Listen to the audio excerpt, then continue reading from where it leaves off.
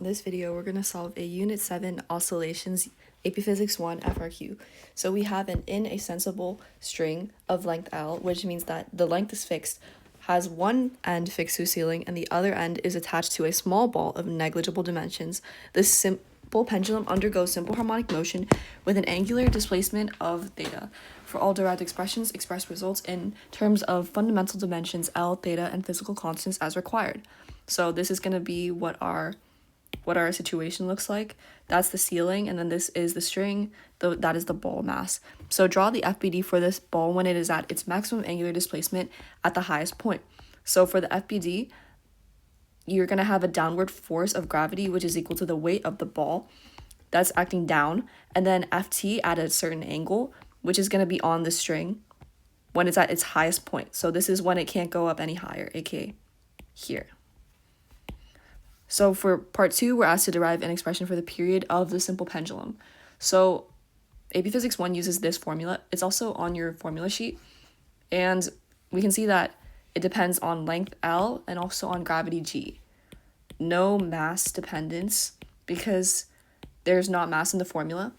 So the pendulum is going to bob and fall the same way in gravity.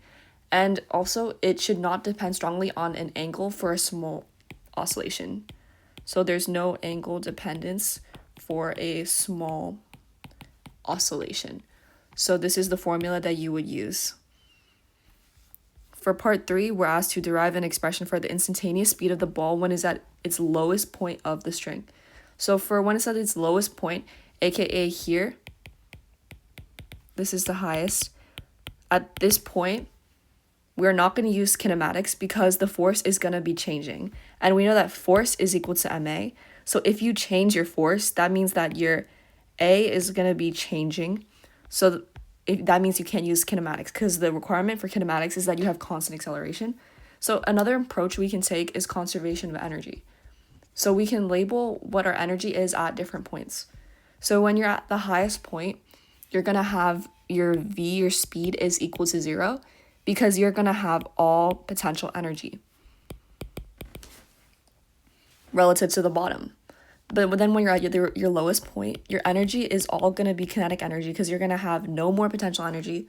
This is the lowest, and relative to the bottom of where the spring can, relative to the bottom where the pendulum can be.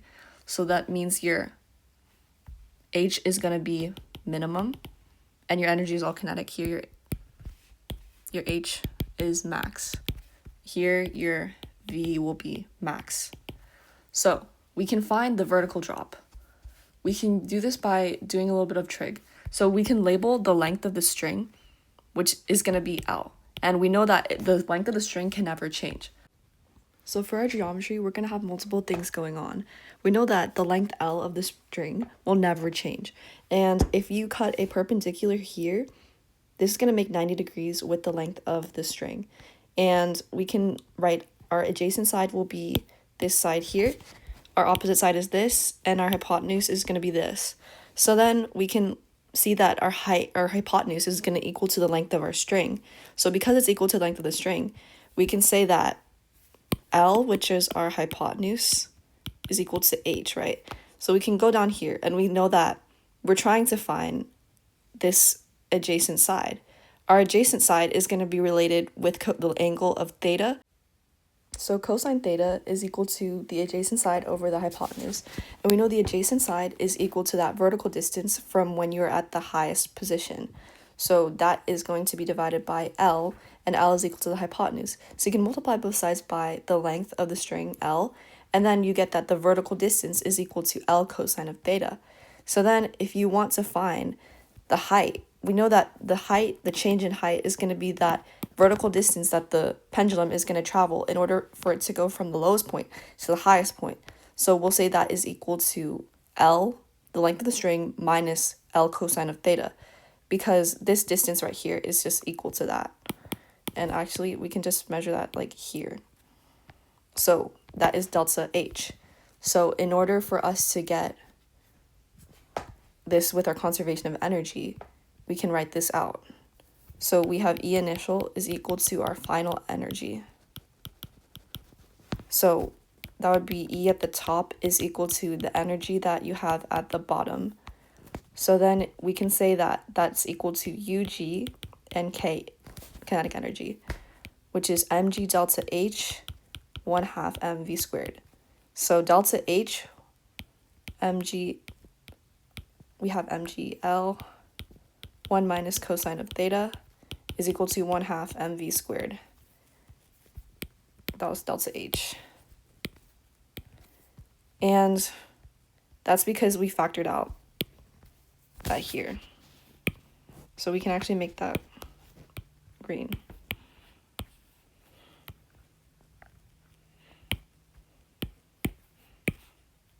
So after this, we can just simplify. We see we have m on both sides, we can cancel that out. So you're going to have GL 1 minus cosine of theta is equal to 1/2 v squared. So then if you multiply both sides by 2, you're going to have 2GL, and you can also factor out, or no, you have that L, you have 1 minus cosine of theta is equal to v squared.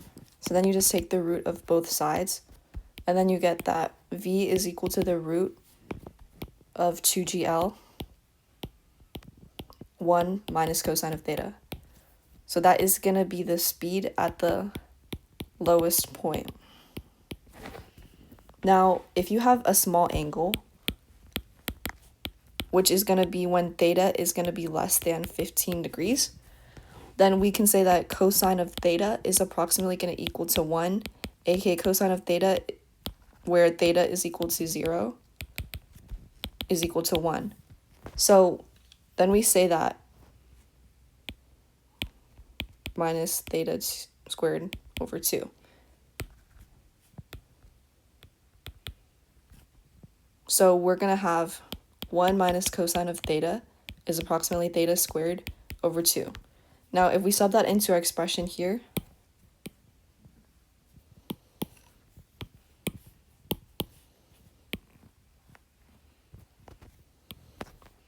we would get that v is equal to the root of 2GL theta squared over 2. So v would be equal to the root of GL theta squared. And you could put that theta out there. So v would equal to theta GL, because this 2 canceled out. So what we can see is here, when our angle in between is equal to 0, that means that cosine of 0 is equal to 1. We see in our formula. So when cosine is equal to, when you're at 0 degrees, you're at an x position of 1. So that makes sense that your vertical distance would be equal to L, because we know vertical distance is equal to L cosine of theta. And then when you increase theta, that means that cosine of theta would decrease, which we can see on the unit circle. So when you're at an angle of 0, you're at 1, your maximum value. But as your angle increases, you're going to go to the left, and then you're going to have a smaller x value. So at 45 degrees, you'd have root 2 over 2. So that makes sense that the bob is going to move up. So now we can solve our next part. Suppose, okay. Derive an expression, or no. Suppose you wish to double the period of the pendulum while keeping the length of the string unchanged. Determine the height above the Earth's surface required to achieve this. So what we can do is write our original period. Is going to be 2 pi root L over G. We know that L is going to not change. We also know that this is a constant, and that does not change as well. So what we can do is we can work in terms of proportionality.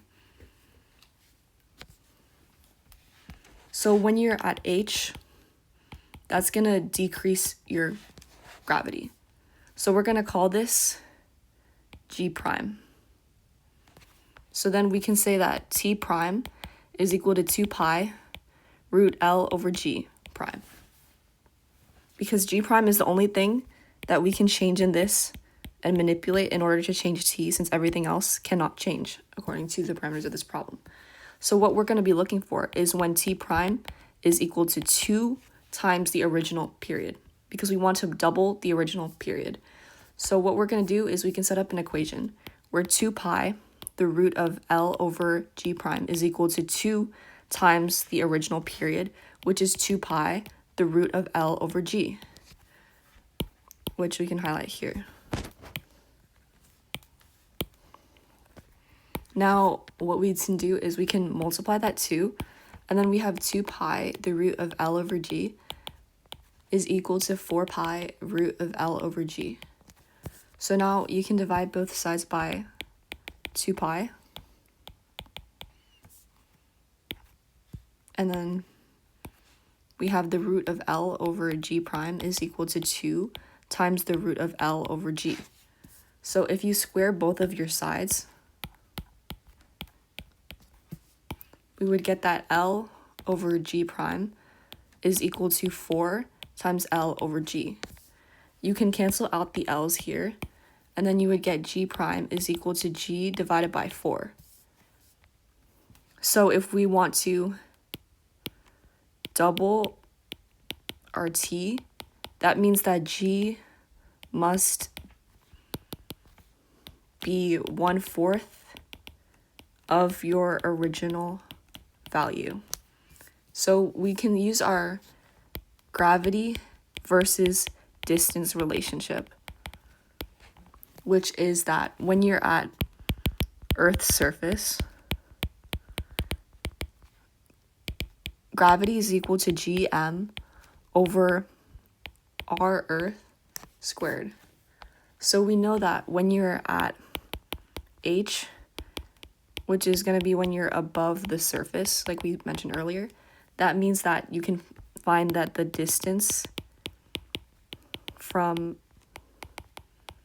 Earth's center would be equal to the radius of the Earth plus the height that you are above the ground. Therefore, we can write gravity there would be equal to g prime, is what we're going to call the variable, and that would be gm over re, radius of the Earth, plus the height you're above the Earth squared.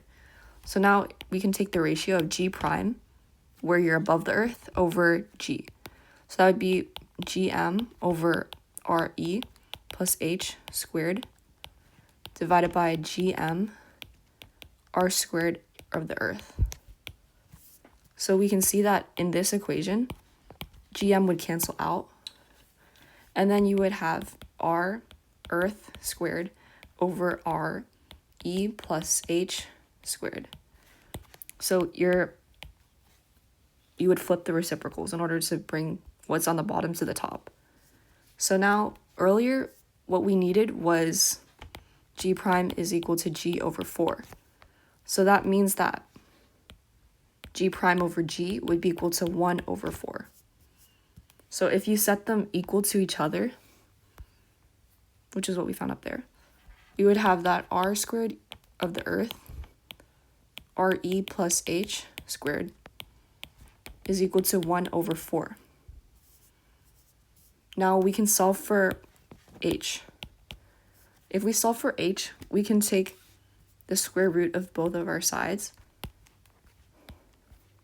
So then we would have radius of the Earth divided by radius of the Earth plus h. That would equal to 1/2. Square root of 1 is equal to 1. Square root of 4 is equal to 2. So then we can cross multiply.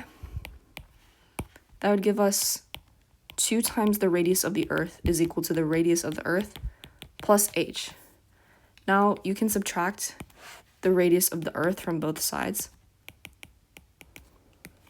and you would get that the height is equal to re. And this h is the h above Earth's surface. So when you double the period, you need gravity to drop by 1/4 of the surface value, which happens because you are 1 Earth radius above the surface.